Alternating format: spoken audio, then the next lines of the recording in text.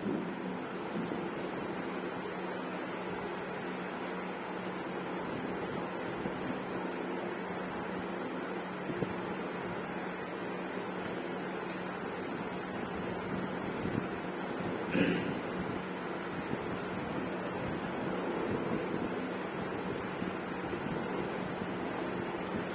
Student, आज के lecture में हम लोग आयुर्वेद का एक टॉपिक स्टार्ट कर रहे हैं, हमारा सीरा शारीर का या फिर सीरा वर्णन के नाम से जो हमारी किताबों में उल्लेखित है उसके बारे में जानेंगे। और हम लोग आगे कंटिन्यू करेंगे हमारे धमनी शारीर के साथ। उसके बाद में हम लोग स्रोत शारीर का पार्ट देखेंगे और लास्ट में हम लोग देखेंगे इसके कला शारीर के बारे में। तो एक्चुअली जो पुराना सिलेबस था उसमें ये तीनों जो चैप्टर थे एक ही साथ थे। आपके सिलेबस में थोड़ा सा डिफरेंट टॉपिक किए गए हैं, उसमें कुछ क्लिनिकल अप्रोच भी हमने ऐड किया है। तो अगर हम लोग यहाँ पे सिराओं का हमारे मॉडर्न कोरिलेशन देखेंगे तो हम लोग सिरा को कंपेयर कर सकते हैं हमारे वेन्स के साथ, ठीक है। और हमारे जो धमनी का पार्ट होता है उसको हम लोग कर सकते हैं कंपेयर हमारे आर्टरीज के साथ। अब उसके पीछे भी कुछ रीजंस है। एक्चुअली हमारा जो सीरा शारीर का है फिर सीरा का जो पार्ट होता है उसका जो मेन फंक्शन होता है किसी पार्ट से कुछ यहाँ पे जो रस होता है वो उसको वहन करने का। रस के साथ साथ जो हमारे दोष होते हैं दोष को भी वहन करने वाले कुछ सिरा यहाँ पे हमारे बॉडीज में मौजूद होती है। जहाँ पे हम लोग देखेंगे तो जो इसका मेन फंक्शन है शरण करना। इसीलिए यहाँ पे जो कोटेशन आया है, जो श्लोक आया शरणागत सिरा, ऐसा करके हमारे चरक सूत्र सामने आया। अब ये जो हमारे सिरा शारीर है या फिर सिराओं का वर्णन जो हमारी किताबों में या फिर हमारे ग्रंथों में दिया है उसको डिफरेंट लोकेशन या फिर कुछ मतांतर भी हमारे आचार्यों ने यहाँ पर, क्योंकि इसका जो मूल स्थान है किसी ने यहाँ पे हमारा हृदय बताया, किसी ने नाभि बताया, उसके अकॉर्डिंग हम लोग थोड़ा सा डिटेलिंग करेंगे कि कौन से आचार्य के अनुसार हम लोगों को यहाँ पे किताब मतलब हमारे एग्जाम में भी लिखना है। देखेंगे अगर हम लोग एनाटॉमी के बारे में बात करते हैं तो एनाटॉमी में स्पेशली हम लोग सुश्रुत शारीर स्थान का यहाँ पे रेफरेंस लेते हैं। क्योंकि अगर आप यहाँ पे फर्स्ट ईयर के एग्जाम दे रहे हो तो फर्स्ट ईयर के एग्जाम में अगर आपको सिरा शारीर के ऊपर क्वेश्चन आता है तो आप बहुत ज़्यादा डिटेलिंग नहीं कर सकते। अगर कोई शॉर्ट क्वेश्चन आता है तो पूरे आचार्यों का मत यहाँ पे नहीं लिख सकते हैं। इसीलिए स्पेशली हम लोग सुश्रुत को हम लोग फॉलो करते हैं, क्योंकि एनाटॉमी एक्चुअली थोड़ा सा सर्जिकल या फिर सर्जिकल पॉइंट ऑफ व्यू से थोड़ा सा जो हमारा सुश्रुत संहिता में जो पार्ट आया है उसको ज़्यादातर प्रेफरेंस दिया जाता है। इसीलिए जब भी हम लोग एनाटॉमी देखते हैं तो एनाटॉमी के लिए हम लोग सुश्रुत संहिता को फॉलो करते हैं। इसलिए आपको जितने भी कोटेशन या फिर जितने भी श्लोक याद करने हैं तो उसमें मोस्ट ऑफ द टाइम हम लोगों को सुश्रुत को याद रखना है। अगर हम लोग सिराओं का वर्णन हमारे पूरे ग्रंथत्रय में देखेंगे तो कुछ अलग अलग आया है, लेकिन इसकी संख्या जो है वो 700 दी गई है। ऑलमोस्ट पूरे आचार्यों ने यहाँ पे 700 माना है। और उसके मूल स्थान में थोड़ा सा मतांतर है, किसी ने यहाँ पे नाभि बताया, किसी ने यहाँ पे हृदय बताया, ठीक है। तो हम लोग आज के लेक्चर में सिराओं की उत्पत्ति देखेंगे कि उसका जो वर्ड का कोटेशन है वो कैसे यहाँ पे जनरेट हुआ है। उसके संख्याओं के बारे में हम लोग जानेंगे। उस संख्याओं का फिर से जो सब डिवाइड किए गए कौन से पार्ट में कितनी सिराएं यहाँ पे मौजूद होती है उसको भी हम लोग यहाँ पे डिस्कस करेंगे। सिराओं का जो मेन कार्य होता है, फंक्शन होता है, कर्म होता है, उसको देखेंगे। अगर ये सिराएं यहाँ पर या फिर इसके जो कार्य होते हैं या फंक्शन होते हैं वो अगर यहाँ पे बिगड़ जाते हैं, इसको भी हम लोग वैकृत कर्म कहते हैं, विकृत कर्म कहते हैं, तो वो क्या होंगे, उसकी वजह से क्या डिसीजेस यहाँ पे फॉर्म होते हैं हमारी बॉडी में, उसके बारे में भी हम लोग डिटेल में यहाँ पे डिस्कस करेंगे। तो पहले स्टार्ट करते हैं हमारी उत्पत्ति के बारे में, मतलब जो सिरा की उत्पत्ति है या फिर सिरा एक्चुअली में क्या है उसको अगर हम लोग यहाँ पे देखेंगे तो आचार्य चरक ने एक वर्ड दिया है या फिर कोटेशन दिया है शरणागत सिरा, मतलब जो पार्ट से शरण कर्म हो रहा है। शरण कर्म मतलब एक जगह से दूसरी जगह कुछ तो यहाँ पे प्रोडक्ट पहुँचाना है। सिंपल लैंग्वेज में अगर बताएंगे तो एक जगह से दूसरी जगह पे न्यूट्रिएंट्स मान लो, दोष मान लो, जो भी पार्ट अगर यहाँ से कैरी होकर दूसरी जगह जा रहा है तो उसको हम लोग कहेंगे शरण कर्म। और हमारी बॉडी में जो शरण करने का काम कर रहा है एक्चुअली में हमारी जो सिरा धमनी स्रोतस है ये न्यूट्रिएंट्स प्रोवाइड करने का काम कर रहा है। तो यहाँ पे बेसिक क्या है कि शरणागत सिरा का मतलब क्या हुआ कि शरण कर्म करने वाली जो प्रोडक्ट या फिर जो भी स्ट्रक्चर हमारे बॉडी में मौजूद है उसको हम लोग सिरा कहते हैं, जो कि चरक सूत्र स्थान के 30वें अध्याय में यहाँ पे मेंशन है, ठीक है। तो जिनमें शरण कर्म होता है उसे हम लोग सिरा कहते हैं, ठीक है। और धमनी के बारे में अगर हम लोग डिस्कस करते हैं तो धमनी को माना तो धमनी में कह रहा है, मतलब यहाँ पे कहीं ना कहीं पल्सेशन का उल्लेख किया है। तो हम लोग धमनी के चैप्टर में उसको डिटेल में देखेंगे, लेकिन यहाँ पे कोई पल्सेशन का इम्पोर्टेंस या फिर पल्सेशन वर्ड ऐसा कहीं हम लोगों को सिरा में नहीं देखने को मिलता, क्योंकि यहाँ पे सरण कर्म जो हो रहा है वो साइलेंटली हो रहा है, और हमारी जो धमनी होती है मतलब आर्टरी जो होते हैं वो पल्सेशन के साथ ब्लड का वहन करती है, दोषों का वहन करती है। तो यहाँ पे सरण कर्म है, सिर्फ वहन करने का काम कर रही है, यहाँ पे कोई पल्सेशन मौजूद नहीं होते हैं, इसीलिए यहाँ पे कहा गया कि सरनाथ सीरा, जिसमें सरण कर्म होगा उसको हम लोग सीरा कहेंगे। अब यही उत्पत्ति को आचार्य चरक के जो टीकाकार है चक्रपाणि ने थोड़ा सा डिटेलिंग किया है और स्पष्ट किया है। शरणार्थ देशांतर रमना, इसका मतलब क्या है कि शरण कर्म कहाँ हो रहा है, एक देश से दूसरी जगह। देश का मतलब हुआ यार मान लो कोई लोकेशन है, जैसे कि हमारा हार्ट से लेकर बाद हमारे पूरे बॉडी तक हमारे हार्ट प्योर ब्लड सप्लाई करती है, और हमारे पूरे ऑर्गन से टिश्यू से लेके इनप्योर ब्लड वापस हमारे वेन्स के थ्रू हमारे हार्ट में आए। तो इसका मतलब क्या है कि जो एक देश से दूसरे देश में, मतलब देशांतर्गत एक देश से दूसरे देश, एक लोकेशन से दूसरे लोकेशन पर शरण करने का काम जो कर रहा है उसको हम लोग सीरा कहेंगे। अर्थात एक स्थान से अन्य स्थान, एक लोकेशन से दूसरे लोकेशन पर यहाँ पे शरण मतलब बहने का जो माध्यम है उसको हम लोग कहेंगे सीरा। ठीक है, तो अगर हम लोग इसका और डिटेलिंग देखेंगे तो सुश्रुत शारीस्थान में 4वें अध्याय में क्या बताया है कि पंचमणि कंदास द्विअस्थिना यथा जल, मतलब जहाँ पे इसको एक एक्चुअली यहाँ पे पंचमणि में एक पद्मनी है, ठीक है, मतलब पद्म मतलब हमारा कमल होता है, बराबर। तो कमल कंद के प्रतान के जल में, जैसे कि हमारा एक जल मान लो, जल का कोई सोर्स मान लो, जहाँ पे जिस प्रकार हमारा कमल कंद जो होता है प्रतान जल में चारों ओर फैलता है, किसी एक जगह पे, जैसे कि तालाब में अगर हम लोग कमल कंद को देखेंगे तो पूरी और फैलता है, उसी तरह नाभि से हमारी जो सिराएं निकलती है वो पूरी बॉडी में फैलती है, उसी तरह नाभि से चारों ओर सिराओं के प्रतान जो होते हैं हमारे शरीर में फैलते हैं। इसका मतलब है जैसे कि ये मान लो हमारा कोई तालाब में एक कमल कंद है, उसके जितने भी पार्ट है वो पूरे साइड में यहाँ पे फैलेंगे, ठीक है। तो सेम कुछ इसी तरह हमारी बॉडी में ये नाभि का पार्ट मान लो, और यही नाभि से हमारे जो वेन्स है या फिर सिराएं है वो निकलती है और हमारे पूरे बॉडी को यहाँ पे सप्लाई होती है या फिर शरण कर्म करती है, ठीक है। अब इसका मतलब क्या होगा कि आचार्य सुश्रुत के अनुसार एक नाभि ही है जहाँ से हमारी सिराएं निकलती है। इसका मतलब अगर हम लोग आचार्य सुश्रुत के अनुसार हमारी सिराओं का मूल देखेंगे वो कहाँ पे है, नाभि में, ठीक है।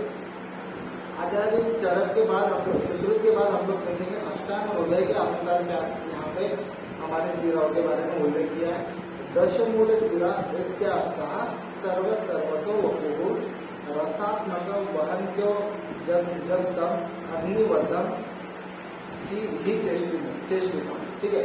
फिर से एक बार पढ़ते हैं। दशमूल सिरा इत्यास्ता सर्व सर्वतो वपुः रसात्मक वहन्त्यो ओजस्त अग्निवर्ध ही चेष्टितम, मतलब क्या हुआ कि अर्थात हृदय से निकलने वाली 10 मूल सिराएं सब और रूप और ओज को लेके जाते हैं।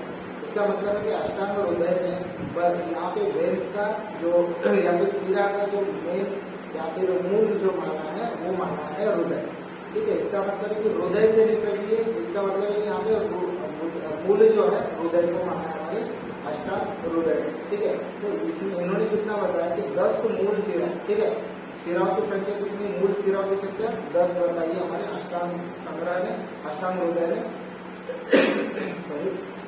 और अष्टांग हृदय और अष्टांग संग्रह ने भी सिराओं का मूल जो है वो हृदय माना है। इसका मतलब है कि चरक जो है ये भी सिराओं का मूल एक्चुअली हृदय मानते हैं। अष्टांग संग्रह और अष्टांग हृदय ये दोनों ने भी सिराओं का मूल यहाँ पे हृदय माना है, और हमारे आचार्य सुश्रुत ने यहाँ पे सिराओं का मूल जो है वो नाभि को माना, ठीक है। अब देखते हैं इसके बाद में सिराओं का स्वरूप क्या है। अगर हम लोग सिराओं के स्वरूप में देखेंगे हमारे आचार्य सुश्रुत क्या कहते हैं, तो ध्रुव पत्र सेवानी नाम तासा प्रधाना, मतलब क्या होगा कि सिराओं के जो प्रधान होते हैं या शाखाएं होती है पत्तों की सेवनी के समान होती है। मतलब अगर आपने कोई पत्ता देखा हो तो पत्ते में कैसे रहते हैं कि पूरे जो हमारे एक मेन बॉर्डर होती है जिससे अनेक बॉर्डर्स निकलती है, बराबर। तो इसी प्रकार ये पत्तों की सेवनियों की तरह, इसको हम लोग सेवनी कहते हैं, बराबर। तो ये सेवनी की तरह यहाँ पे ध्रुव पत्र मतलब एक पत्र के, जहाँ पे पत्र के ऊपर जितने की भी हमारे ब्रांचेस दिखती है, एक मेन ब्रांच और उसके ऊपर से निकलने वाले अनेक ब्रांचेस दिखती है, सेम उसी तरह हमारे वेन्स का स्ट्रक्चर होता है या फिर स्वरूप होता है, ऐसा आचार्य सुश्रुत देगा, ठीक है। उसके बाद में अष्टांग हृदय ने इसी को हम लोग इसका जो स्वरूप दिया वो जैसे दिया है, स्थूल मूला सुसूक्ष्माग्र पत्र रेखा प्रतानवत, मतलब इन्होंने भी ऑलमोस्ट यही सुश्रुत के कोटेशन को ही रिपीट किया हुआ है। अर्थात यह स्थूल मूल वाली सूक्ष्म अग्र वाली भाग, सूक्ष्म अग्र भाग वाली पत्ते में फैलने वाली जैसे कि प्रतान होती है, उसी समान हमारी सिराएं यहाँ पे मौजूद होती है हमारे बॉडी में, ठीक है। उसके बाद में सुश्रुत के दूसरा भी कोटेशन यहाँ पे क्या दिया है कि यावत्यस्तु सिरा कार्यम संभवती शरीर नाम नाम्य सर्व निबंधास्ता प्रतनवती समर्थता नाभिस्थ प्राणिनाम प्राणाम प्राणानाम अभिवृद्धि पार्श्वता सिरा अभिवृद्धि नाभि चक्र नाभि मतलब कि जैसे कि हमने पहले भी एक चीज पढ़ी थी, जहाँ पे हमारा नाभि है, नाभि से कुछ जैसे कि आपने कभी एक व्हील देखा, व्हील के जैसे स्पोक निकलते, बराबर। अब ये एक व्हील है और व्हील में कैसा एक सेंटर होता है और बाकी के इसके स्पोक्स होते हैं, बराबर, ठीक है। ये कुछ यहाँ पे धाराएं दिखती है हम लोगों को व्हील्स की, सेम इसी तरह हमारे नाभि से जितने भी वेन्स निकल रहे हैं एक स्पोक की तरह या फिर हमारे व्हील्स की तरह यहाँ पे मौजूद होते हैं, ऐसा स्वरूप जो है हमारी सिराओं का होता है, ऐसा सुश्रुत शारीरिक में इसका वर्णन है। अब इसके मूल के बारे में जो हमने अभी पढ़ा कि आचार्य सुश्रुत ने इसका जो मूल बताया वो नाभि बताया, बराबर। तो सुश्रुत के अनुसार अगर हम लोग इसका मूल देखेंगे, तासा नाभिर मूला मतलब नाभि से होते हुए हमारी सिराएं निकल रही है। आचार्य चरक, आचार्य अष्टांग संग्रह और अष्टांग हृदय, इन तीनों ने जो है हमारा हृदय जो है मूल माना है हमारी सिराओं के लिए, ठीक है। और आचार्य शारंगर जो है उन्होंने क्या कहा है कि जो नाभि है वही हमारे सिराओं का मूल है। इसका मतलब है कि आचार्य सुश्रुत के मत को फॉलो कर रहे हैं कौन, हमारे शारंगर आचार्य। और आचार्य चरक, अष्टांग संग्रह और अष्टांग हृदय, इन तीनों ने हृदय को मूल माना। अब हम लोगों को एक याद रखना है कि जो मूल होता है सिराओं का जो मूल है वो हमारे सुश्रुताचार्य ने और शारंगर, ठीक है। सुश्रुत और शारंगर ने इसको नाभि ये मूल माना है और अष्टांग संग्रह, अष्टांग हृदय एंड चरक, इन तीनों ने हृदय माना, ठीक है। ये आपको वायवा के लिए या फिर एमसीक्यू के तौर पे हम लोगों को याद रखना है। तो मूल कौन सा हुआ, नाभि और हृदय। अब देखिए इसकी संख्या के बारे में। अब संख्या कितनी है, संख्या के बारे में जो श्लोक आया है, सप्त सिरा शतानि भवन्ति, इसका मतलब क्या हुआ कि इसकी जो संख्याएं हैं सिरा की 700 है, 700 है, ठीक है। सप्त सिरा शतानि मतलब 100 के आंकड़ों में होगी और सप्त मतलब 7 होगी, तो इसका मतलब है टोटल कितनी होगी, 700 सिराएं हमारे बॉडी में मौजूद होगी। अब इसका जो डिस्ट्रीब्यूशन है वो कैसे किया है उसको एक बार देख लेते हैं। तो मूल सिरा जो होती है और दोष वह सिरा तासा मूल शिरा 40 तासा वातवाहिन्य 10 पित्तवाहिन्य 10 कफवाहिन्य 10 रक्तवाहिन्य। ये जो श्लोक आया है उसमें हम लोगों को क्या पता चलता है कि हमारे बॉडी में वातवाही सिरा 10 है, पित्तवाही सिरा 10 है, कफवाही सिरा 10 है और रक्तवाही सिरा 10 है। अब ये जो 10 सिरा है ये मूल सिरा है, ठीक है। इसका मतलब है कि मूल सिरा है वो गई हमारी 40। अब इसको सब डिवाइडेड कैसे करते हैं या फिर कैसे हमारे बॉडी में इसका विभाजन होता है उसके बारे में देख लेते हैं। तो ये यहाँ से हम लोगों को ये श्लोक से क्या पता चला कि हमारी बॉडी में 40 जो है मूल सिराएं प्रेजेंट होती है, जिसमें दोषों का यहाँ पे उल्लेख किया है, वातवह, पित्तवह, कफ और रक्तवह जो होती है वो 10 सिरा हमारे बॉडी में यहाँ पे मौजूद होती है। अगर हम लोग इसको फर्दर डिवाइड करेंगे, जो मूल सिराएं होती है पुनः विभाजित होकर क्या होती है, वातवाहिनी सिरा वात स्थान में जाके 175 मतलब 175 सिराएं हो जाती है, ठीक है। तो ये कब होगी डिवाइड, जब वो वात स्थान में स्पेशली जाएगी। सेम उसी तरह पित्त वाहिनी शिरा जो होती है वो पित्त स्थान में जाके फिर से 175 शिरा को यहाँ पे विभाजित होगी। कफ वाहिनी शिरा जो होगी फिर से कफ स्थान में जाके 175 शिराओं में इसका विभाजन होगा। रक्त वाहिनी शिरा रक्त स्थान में जाके 175 मतलब 175 शिराओं में ये विभाजित हो जाती है। तो इसका मतलब क्या हो कि वात पित्त कफ व रक्त इन चारों में 175 इंटू 4 अगर हम लोग करेंगे तो वो टोटल कुल शिराएं हम लोगों को मिलती है 700। ठीक है। तो ये इसका विभाजन होता है हमारे बॉडी में, मतलब जो मेन कुल शिराएं होती है वो 40 होती है, जिसमें वात व 10, पित्त व 10, कफ व 10 और रक्त व 10। और यही शिराएं अपने अपने स्थान में जाके सब डिवाइड होती है 175 शिरा में। और हर एक का अगर 175 पकड़ेंगे तो 4 शिराओं का कितना होता है, 40 शिराओं का हमारा यहाँ पे 700 इसकी कुल संख्या हमारे बॉडी में मौजूद होती है। अगर हम लोग इसका शाखाओं और जो शरंग शारीर हम लोग इसको कहते हैं कि जिसमें हम लोग क्या क्या देखते हैं, तो शाखा देखते हैं, कोष्ठ देखते हैं और ऊर्ध्व जत्रोगत भाग। ठीक है, ऊर्ध्व जत्रोगत भाग इसमें हम लोग ये शरंग शारीर के अनुसार अगर हम लोग शाखा को और कोष्ठ को ऊर्ध्व जत्रोगत इन तीनों भाग को अगर हम लोग फर्दर डिवाइड करते हैं या फिर इसमें शिराओं का प्रमाण देखते हैं तो उसमें कितना कितना है, अगर हम लोग प्रत्येक शाखा में देखेंगे तो वो होता है 25। इसका मतलब है कि हमारे बॉडी में 4 शाखाएं प्रेजेंट है, तो 4 शाखाओं में मिलकर कितनी हो गई 100 शिरा यहाँ पे मौजूद होती है। अब ये जो डिवाइडेशन किया है, जो हमने 175 शिरा ऊपर देखे जो कि फर्दर डिवाइड होती विभाजित हुई थी, उसका यहाँ पे और डिवाइडेशन किया है। तो अगर हम लोग शरंग शारीर के अनुसार देखते हैं तो 175 का कैसे डिवाइडेशन आएगा, 25 जो शिराएं होती है वो हमारी शाखा में मौजूद होती है, एक शाखा में 25, इसका मतलब 4 शाखा में 100 शिराएं मौजूद होगी। कोष्ठ में कितनी शिरा होती है 34। ठीक है, याद रखने हैं हम लोगों को, ये जो अंक है हम लोगों को क्लियरली याद रखने हैं। 100 शिराएं जो हमारी शाखाओं में प्रेजेंट होगी, हर शाखा में 25 होती है। कोष्ठ में इसका अगर हम लोग अंक देखेंगे तो 34 होता है। ठीक है, ऊर्ध्व जत्रोगत भाग में अगर देखेंगे तो ये 41 होता है। अगर हम लोग इसको कुल मिला के देखेंगे तो ये 175 होती है। इसी तरह पूरी जो वात वह पित्त वह कफ और रक्त व शिराएं यहाँ पे हमारी शरंग शारीर के अनुसार डिवाइडेड होती है। ठीक है, इसको फिर से एक बार रिवाइज कर लेते हैं।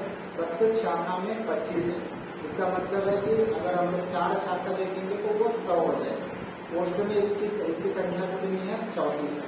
और अगर हम लोग ऊर्ध्व जत्रोगत मतलब हमारा लेग के ऊपर का पार्ट देखेंगे तो उसमें 41 शिराएं यहाँ पे मौजूद है। ठीक है, तो यहाँ पे जो 175 में विभाजन डिवीजन या फिर विभाजन है तो हम लोगों को इस तरह से याद है।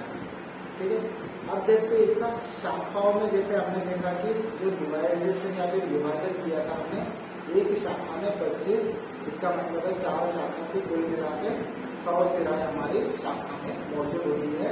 और वो हर एक होगी, वात भी होगी, पित्त भी होगी, कफ भी होगी और रक्त भी होगी। ठीक है, तो ये 25-25 शिराएं हमारे बॉडी में यहाँ पे शाखा में प्रेजेंट होगी। जो कोष्ठ होता है, कोष्ठ को अगर हम लोग और डिवाइड करेंगे तो यहाँ पे देखेंगे तो कोष्ठ में क्या क्या आता है, जो हमारा गुदा शारीर है या फिर गुदा का भाग है, शिश्न और श्रोणी भाग, ये तीनों भाग में मिला है। मतलब इसमें क्या क्या आ रहा है, हमारा गुदा शारीर, गुदा भाग, शिश्न भाग और श्रोणी भाग।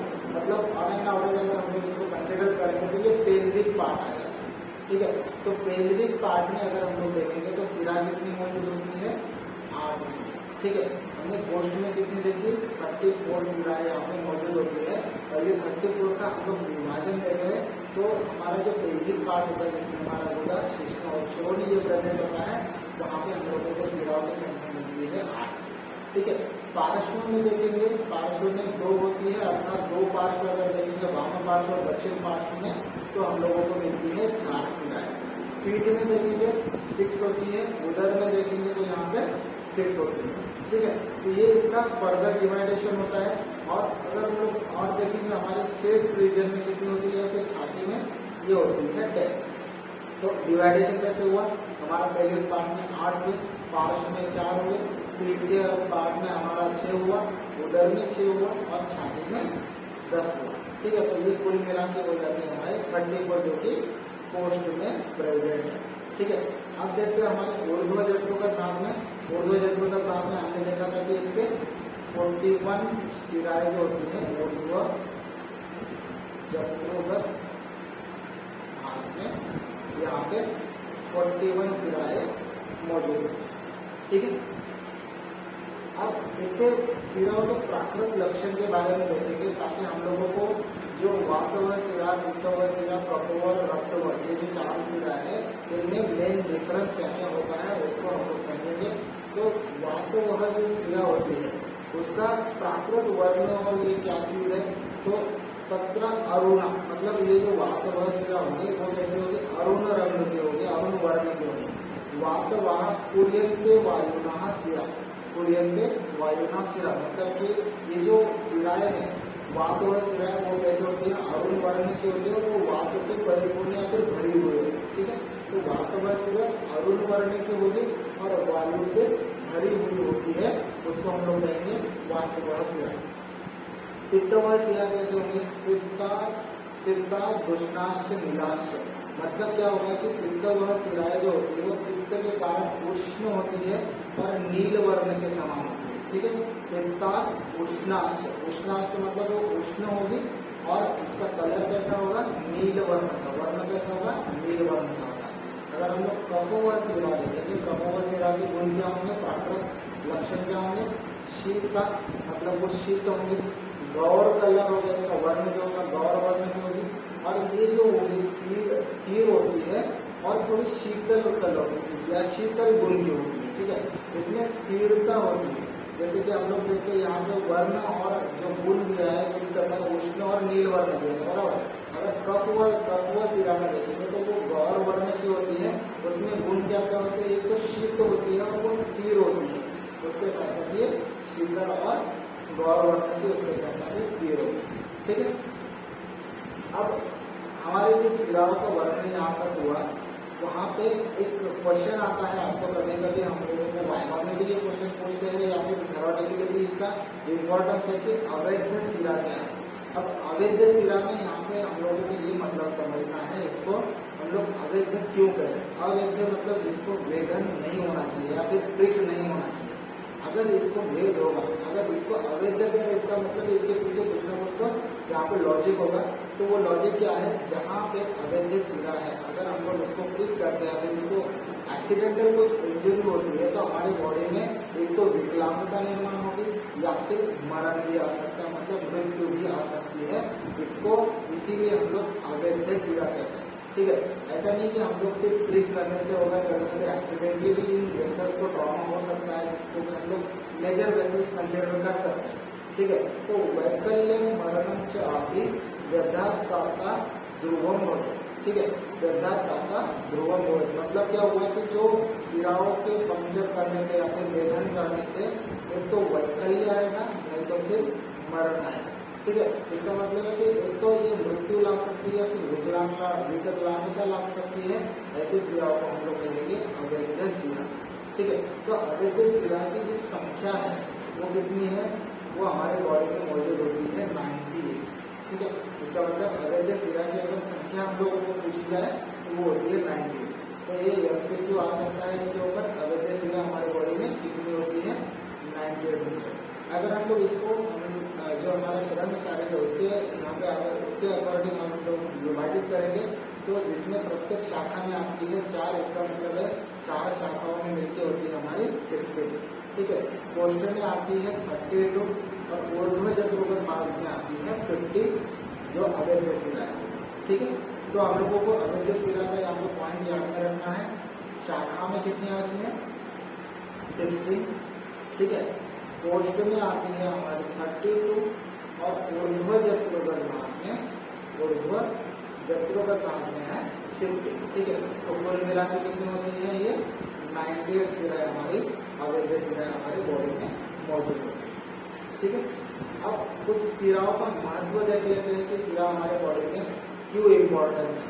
सप्त शिरा शतानि भवन्ति यानि हृद शरीरी माराव इव जलहरिनिधि केदार इवं च कुल्याभि अरूपः स्नेहं मते अनुग्रहते च अकुंचन प्रसारणादि विधिशेष। मतलब क्या हुआ कि जो हमारा शरीर है जिसमें बड़ी बड़ी जो हमारी वेन्स होती है या फिर वेसल्स होती है हमारी बॉडी को पूरा न्यूट्रिशन का काम करती है, ठीक है, हमें न्यूट्रिएंट्स प्रोवाइड करने का भी काम होती है। जिस प्रकार एक एग्जाम्पल के साथ इसको समझाएं, जिस प्रकार बड़ी बड़ी जल हारियों से उपवन और छोटी छोटी नदियों से क्योरियों का पोषण होता है, उसी प्रकार हमारे शरीर में शिराओं द्वारा उपस्नेहन न्याय से ये परिपालन होता है। मतलब जितने भी वेसल्स होंगे हमारे न्यूट्रिएंट्स होंगे हमारी बॉडी को जो प्रोवाइड करती है, बड़ी वेसल छोटी वेसल्स में यहाँ पे डिवाइड होकर हमारे पूरे टिश्यूज को सप्लाई करने का या फिर यहाँ से बेस्ट प्रोडक्ट निकालने का जो काम करती है वो ये हमारी शिराएं, ठीक है। इसके बाद में हम लोग एक श्लोक देखते हैं। शिरागध्य अर्ध चिकित्सा शल्य तंत्र प्रकृतिता क्या प्रणीतम सम्यक बस्ती कार्य चिकित्सा। इसका मतलब यह है कि आपने कभी एक चीज सुनी होगी कि जो हमारी बस्ती चिकित्सा है उसको हम लोग अर्ध चिकित्सा कहते हैं। अगर हम लोग काय चिकित्सा का पाठ देखते हैं, काय चिकित्सा में जो बस्ती चिकित्सा है कि पंचकर्म का पाठ, अगर पंचकर्म के पाठ में अगर हम लोग बस्ती देखेंगे तो बस्ती को हम लोग अर्ध चिकित्सा मानते हैं, अर्ध चिकित्सा। अब इसके पीछे कहने का रीजन क्या है, इसको अर्ध चिकित्सा क्यों कहेंगे, क्योंकि हमारे बॉडी में जितने भी डिसीज यहाँ पे मौजूद होते हैं, ठीक है, कोई भी पैथोलॉजी अगर होती है तो उसके सबसे मेन दोष जो माना जाता है वो होता है वात दोष, ठीक है, क्योंकि वात दोष हमारे बॉडी में बहुत सारे फंक्शन करता है। हम लोगों को क्रियाशरण में पढ़ने को मिलेगा, तो जो फंक्शंस होते हैं वो ऑलमोस्ट वात दोष की वजह से होता है। अगर वात दोष बिगड़ जाता है, वात दोष डिवाइटलाइज होता है, तो हम लोगों को उसकी ट्रीटमेंट करनी होती है। वो चॉइस ऑफ ट्रीटमेंट क्या होती है, बस्ती ट्रीटमेंट। अब ये जो चीज है वो हम लोग काय चिकित्सा में पढ़ते हैं, क्योंकि यहाँ पे पंचकर्म जो है मेन ट्रीटमेंट होती है हमारी काय चिकित्सा। अगर हम लोग सर्जिकल पार्ट देखेंगे, मतलब अगर हम लोग शल्य का पार्ट देखेंगे तो शल्य के पार्ट में यहाँ पे अगर हम लोग देखेंगे तो जो शिरावेद होता है, शिरावेद या फिर जिसको हम लोग रक्त मोक्षण कहते हैं, रक्त मोक्षण को अर्ध चिकित्सा माना जाता है। क्योंकि आचार्य सुश्रुत में जो कि शल्य प्रधान ग्रंथ है, आचार्य सुश्रुत ने रक्त को चौथा दोष माना और रक्त दोष की वजह से हमारे बॉडी में बहुत सारे डिसीजेस यहाँ पे फैलते हैं, ऐसा इनका कहना है। लेकिन ये जो रक्त दोष है उसको शमन करने का या फिर उसको शोधन करने का काम कौन कर रहा है, हमारा शिरावेद चिकित्सा या फिर रक्त मोक्षण चिकित्सा। इसीलिए रक्त मोक्षण को या फिर शिराओं को हमारी अर्ध चिकित्सा माना है शल्य तंत्र। अगर काय चिकित्सा के केस में देखेंगे तो वो बस्ती है हमारी अर्ध चिकित्सा, यही इस श्लोक में यहाँ पे उल्लेखित किया है, ठीक है। अब देखते हैं शिराओं के कर्म। अब शिराओं के कर्म में हम लोगों को क्या क्या याद रखना है, इसके प्राकृत और वैकृत कर्म। हमारी बॉडी में जितने भी कुछ प्रोडक्ट या फिर पार्ट्स है, हर चीज एक प्राकृत रूप में प्रेजेंट है। अगर कुछ डिसीज होता है तो वो विकृत हो जाता है। अगर प्राकृत चीज है तो वो क्या कर्म करती है, जैसे कि हमारे नॉर्मल फिजियोलॉजिकल फंक्शंस। लेकिन अगर वही चीज खराब हो जाती है, पैथोलॉजिकली कुछ उसमें बिगाड़ आ जाता है, तो वो पार्ट जो है या फिर वो जो हमारा ऑर्गन है वो कुछ अलग फंक्शन दिखाने लगता है, जिसकी वजह से बॉडी में डिसीज पैदा होता है, ठीक है। तो वो वैकृत कर्म हम लोग उसको कहते हैं। तो प्राकृत कर्म होंगे कुछ और कुछ वैकृत कर्म होंगे। एक एक शिरा के ऊपर हम लोग फोकस करेंगे। पहले देखेंगे हम लोग वातवह शिरा का प्राकृत और वैकृत कर्म। अगर वातवह शिरा प्राकृत है तो प्राकृत वातवह शिरा का कार्य क्या है, शुद्ध वायु अपनी शिराओं में अच्छी तरह से अगर संचार करें तो समस्त क्रियाएं यथायोग्य होती है। इसका मतलब है कि वात अगर हमारी बॉडी में अच्छी तरह से हमारी शिराओं से बहता है तो पूरे फंक्शन जो है वातावरण के वो अच्छी तरह से हो सकते हैं।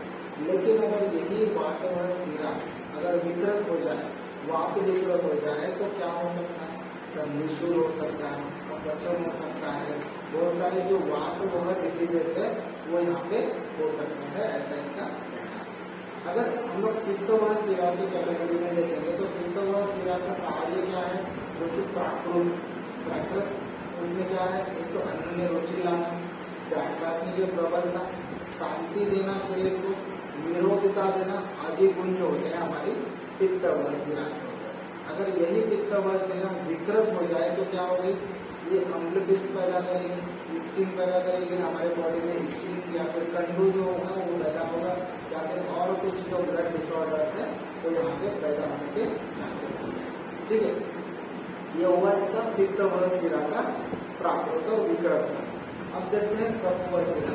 कफवल शिरा में अगर देखेंगे तो प्राकृत कर्म क्या है, अंगों में स्निग्धता लाना, ग्रंथ संधियों में स्थिरता लाना, उत्साह और दृढ़ता बनाना। तो ये जो है ये कफवल शिरा का प्राकृत कर्म होगा। विकृत कर्म क्या है, एक अगर ये विकृत हुआ तो अरुचि, अन्न में अरुचि होगी, नींद अधिक आना, ये जो कार्य है ये हमारी विकृत कफवल शिरा के हो जाए। ठीक है, अगर रक्तवल शिरा के बारे में देखेंगे तो प्राकृत कर्म क्या है रक्तवल शिरा का, धातुओं की पूर्णता और रूप सुंदर होना, ये हमारा रक्तवल शिरा का प्राकृत कर्म है। अगर यही शिरा अगर विकृत हो जाती है तो क्या होगा, एक तो अम्लपित्त या मतलब यहाँ बाउल हो सकता है और हमारा ब्लड प्रेशर जो है बढ़ सकता है, जिसको हम लोग हाइपरटेंशन। ठीक है, ये जो शिराओं का विवेचन है हमारी पूरी संहिताओं में हम लोगों को मौजूद मिलता है। अगर आपको इसके ऊपर कोई क्वेश्चन आता है तो इसके जो मेन पॉइंट्स होंगे हम लोगों को यहाँ पे हाईलाइट करने हैं। जैसे कि जो शिरा का यहाँ पे उत्पत्ति दिया है उसके बारे में हम लोगों को देखना है। ठीक है, ये शिराओं की उत्पत्ति पहला पॉइंट होगा हमारा उत्पत्ति का। उसके बाद में हम लोग शिराओं का स्वरूप यहाँ पे मेंशन करेंगे, उसकी संख्याएं में यहाँ पे मेंशन करनी है हम लोगों को। ठीक है, संख्या और उसका विभाजन ये हम लोगों को यहाँ पे मेंशन करना है। दूसरी चीज क्या है, इसका जो कर्म होता है उसके बारे में मेंशन करना है। और फिफ्थ पॉइंट हम लोग यहाँ पे ऐड कर सकते हैं हमारी अवैध शिराएं, अवैध शिरा।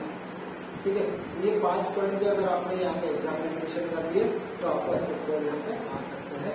लेकिन हम लोगों को ये जो संख्या है इसकी प्रॉपर याद रखनी है। अगर हम लोग इसका विभाजन भी कर रहे हैं तो उसके विभाजन के अनुसार भी उसकी संख्या कितनी होती है वो हम लोगों को प्रॉपर मेंशन करनी है। ठीक है, ये हमारा शिरा शरीर का वर्णन हुआ। आगे के लेक्चर में हम लोग धमनी और स्रोतस के बारे में